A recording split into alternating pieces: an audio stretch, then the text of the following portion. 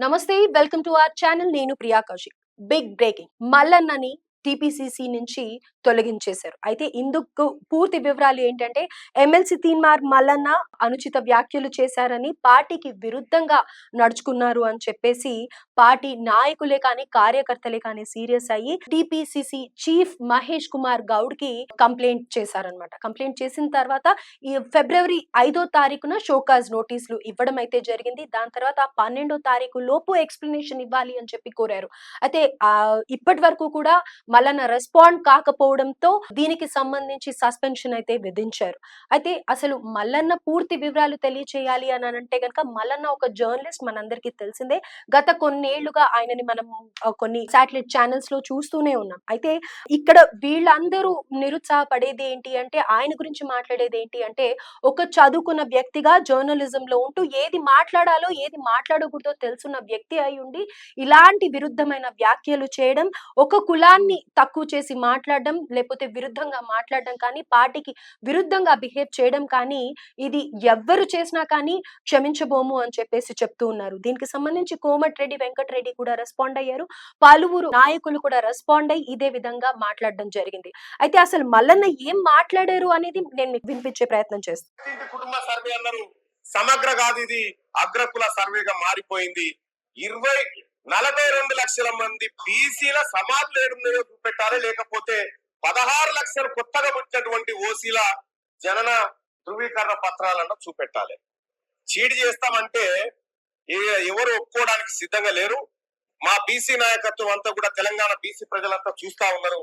ఇవాళ బీసీ అనేటువంటి అంశం వచ్చినప్పుడు నేను మాట్లాడడానికి సో బీసీల కులగణన అనేది చూపిస్తూ అక్కడ తక్కువగా చేశారని చెప్పి, ఓసీలని ఎక్కువగా వాళ్ళ పాపులేషన్ ఎక్కువ ఉంది అని చెప్పి చూపించారని చెప్పి, తన సొంత యూట్యూబ్ ఛానల్లో కూడా కుల గణన పత్రాలు ఏవైతే ఉంటాయో అవి కాల్చడం జరిగింది. అయితే ఇది ఒక చదువుకొని వ్యక్తో తెలియని వ్యక్తో చేస్తుంటే బానే ఉండేది. కానీ ఎప్పటి నుంచో తీన్మార్ మల్లన్న జర్నలిస్ట్ గా వర్క్ చేస్తూ, అలాగే కొన్ని పార్టీల్లో కూడా వర్క్ చేశారు. పూర్తి వివరాల్లోకి వెళ్తే, అసలు ఇవాళ సస్పెన్షన్ విధించిన లెటర్ లో ఏముంది అనేది చెప్పే ప్రయత్నం చేస్తాను మీకు. ఇది తెలంగాణ ప్రదేశ్ కాంగ్రెస్ కమిటీ నుంచి G Chinna Reddy, farmer minister and chairman అన్నమాట.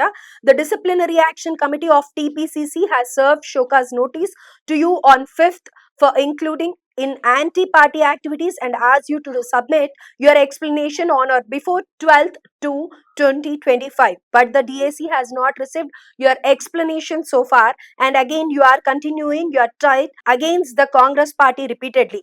Hence, the disciplinary action committee has decided to suspend you from the Congress party, keeping in view of your anti-party activities. Dr. G. Chinna Reddy. So ఇదే మల్లన్న గారికి ఇవ్వడం జరిగిందనమాట లెటర్. ఇది చిన్నారెడ్డి దగ్గర నుంచి వచ్చింది. అయితే అసలు మల్లన్న ప్రస్థానం చూసుకున్నట్టయితే, వీళ్ళు ఇంతగా అనడానికి కారణం, మల్లన్న అసలు పేరు చింతపండు నవీన్ కుమార్. ఈయన 1982లో జన్మించారనమాట. అయితే తెలంగాణ యాదాద్రి భువనగిరి జిల్లా తుర్కపల్లి మండలం మాదాపూర్ గ్రామంలో జన్మించాడు. ఈయన ఉస్మానియా యూనివర్సిటీ నుంచి ఎంఏ పొలిటికల్ సైన్స్ పూర్తి చేశారు. అలాగే జేఎన్టీయూ నుండి 2009లో ఎంబీఏ పూర్తి చేశారు. అంటే ఒక చదువుకున్న వ్యక్తి, అలాగే జర్నలిజం కూడా చదివిన వ్యక్తి ఇలా మాట్లాడడం, ఏవి మాట్లాడాలో ఏది మాట్లాడొద్దో తెలియని పర్సన్ అయితే కాదు. సో అన్ని దృష్టిలో పెట్టుకొని మాట్లాడారు అంటే, ఈయనకి ఏంటి పార్టీతో అసంతృప్త, లేకపోతే నిజంగానే కులాల మీద ఈయన కుల గణన సర్వేలో చూపించింది పాయింట్ అవుట్ చేసి చెప్పాలనుకుంటున్నారా, ఇంకేమైనా ఇంటెన్షన్ ఉందా అనే ఉద్దేశంతో ప్రతి ఒక్కళ్ళు కూడా పార్టీ తరఫు నుంచి మండిపడుతూ ఉన్నారు. అయితే దీనికి సంబంధించి మల్లన్న ఎలా రెస్పాండ్ అవుతారు అనేది చూడాలి. కొన్ని యూట్యూబ్ ఛానల్స్ లోనే కాకుండా తన ప్రస్థానం శాటిలైట్ ఛానల్స్ లో కూడా తీన్మార్ మల్లన్న తీన్మార్ అనే ప్రోగ్రామ్ ఎంత ఫేమస్ అయిందో మనందరికీ తెలుసు. సో మల్లన్న తెలియక చేశారు అని అనేది అయితే ఇక్కడ చెప్పలేం. మరి తెలిసి చేశారు అంటే దీని వెనకాల ఆయన ఉద్దేశం ఏముంది? కాంగ్రెస్ పార్టీలో ఉండడం ఆయనకి ఇష్టం లేదా, వేరే పార్టీకి మారాలి అనుకుంటున్నారా, అసంతృప్తిగా ఉండడం వల్లనే ఇలాంటి పాయింట్స్ రేస్ చేసి విరుద్ధ వ్యాఖ్యలు చేశారా? మరి దీనికి సంబంధించి ఇప్పుడు ఆయన సస్పెన్షన్ తీసుకున్న తర్వాత ఆయన ఎలా రెస్పాండ్ అవుతారు అనేది వేచి చూడాల్సి ఉంది. తీన్మార్ మల్లన్న జర్నలిజం కూడా చేశారు అని చెప్పుకోవచ్చు. అలాగే జర్నలిజం చేసినా చేయకపోయినా పలు శాటిలైట్ ఛానెల్స్‌లో ఆయన పనిచేశారు అంటే ఎంతో బాధ్యతగా కొన్ని వేల మంది, లక్షల మంది ఆ ఛానెల్స్ చూస్తూ ఉంటారు. అందులో ఆయన చేసిన కొన్ని షోస్ అయితే చాలా పాపులర్ అయ్యాయి. అలాగే ఆయన పేరు కూడా ఆ ప్రోగ్రామ్ టైటిల్ ఏదైతే 'తీన్మార్' అని ఉందో అదే పేరుతో ఆయన చాలా ఫేమస్ అని చెప్పుకోవచ్చు. అంటే ఆయన ఎంత బాగా ఆ ప్రోగ్రామ్‌లో ఆయన చేసి ఉంటే ఆయనకు ఆ పేరు వచ్చి ఉంటుంది. సో, అలాంటి వ్యక్తి ఇప్పుడు ఇలా మాట్లాడడం అనేది ఎవరు జీర్ణించుకోలేకపోతున్నారు. And at the same time ఎన్‌టీవీలో వర్క్ చేశారు. ఐ న్యూస్‌లో అలాగే తర్వాత వి6లో, వి6లో ప్రసారమైన 'తీన్మార్' అనే ప్రోగ్రామ్ నుంచి ఆయన 'తీన్మార్ మల్లన్న' అని పేరొచ్చింది. అండ్ 2012లో ఆయన ప్రస్థానం వి6 నుంచి స్టార్ట్ అయింది. ఈ ప్రోగ్రామ్ కూడా రావడం జరిగింది. ఇంకా రాజకీయ జీవితం చూసుకున్నట్టయితే 'తీన్మార్ మల్లన్న' వి6 న్యూస్ ఛానెల్‌లో ఉద్యోగానికి రాజీనామా చేసిన తర్వాత తెలంగాణ ఏర్పడిన తర్వాత 2015లో తెలంగాణ శాసన మండలి ఎన్నికలు జరిగాయన్నమాట.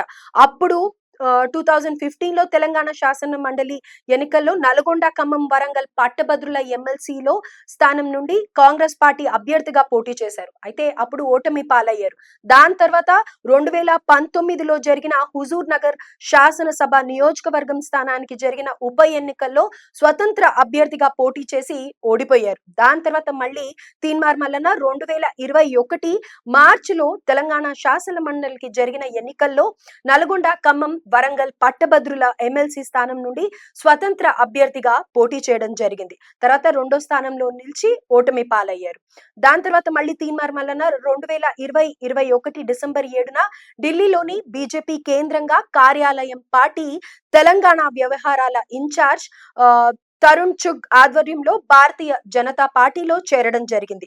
దాని తర్వాత తీన్మార్ మల్లన్న 2023లో నవంబర్ 8న తెలంగాణ కాంగ్రెస్ పార్టీ వ్యవహారాల ఇన్ఛార్జ్ గా మాణిక్ రావు ఠాక్రే సమక్షంలో కాంగ్రెస్ పార్టీలో చేరడం జరిగింది. ఆయన 2024లో జరిగిన వరంగల్, ఖమ్మం, నల్గొండ పట్టభద్రుల ఎమ్మెల్సీ స్థానానికి జరిగిన ఉప ఎన్నికల్లో కాంగ్రెస్ అభ్యర్థిగా పోటీ చేసి ఎమ్మెల్సీగా నిల్చున్నారన్నమాట, ఎన్నికయ్యారు. సో ఇంత హిస్టరీ ఉన్న మల్లన్న ఈ విధంగా విరుద్ధంగా మాట్లాడడం అనేది, అలాగే ఒక కులాన్ని టార్గెట్ చేసి మాట్లాడడం అనేది